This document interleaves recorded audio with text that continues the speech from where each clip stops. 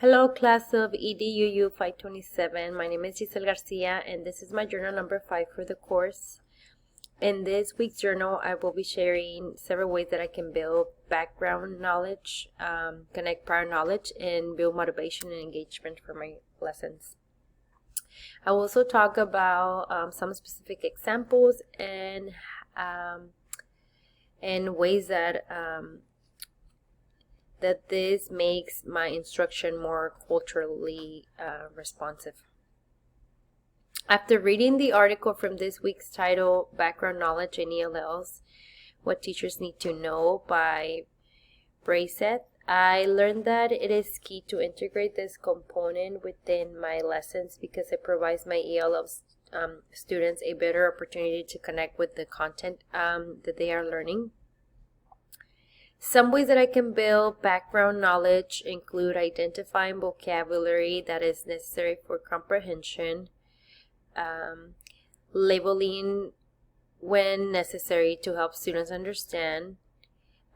Another way is by looking at key concepts and applying references to topics. I like to add visuals and use a lot of realia in my classroom. One way to connect to prior knowledge is by integrating KWL charts, where students can share what they know about the lesson, what they would like to learn, and lastly, what they have learned. The K part of this graphic organizer can be a great way to get students to collaborate and learn from each other. This is a great opportunity also to integrate think pair shared. Students are not just practicing the oral language, but also gaining and building new vocabulary language. Students may also decide to express themselves by drawing or by showing visuals. Guiding the instruction is also another way to build prior knowledge.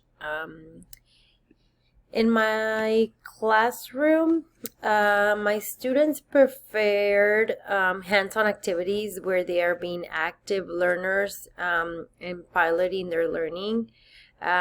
This engages my students because they have a choice about their learning. I motivate my students by connecting with them and learning more about their interests and preferences. And I use this as reward systems. So based on whatever they preferred or they like, then we would use it with the reward system to motivate them and to work for and earn whatever they're working for. I role model and guide my students to keep them motivated, even when they feel that the task can be very challenging for them.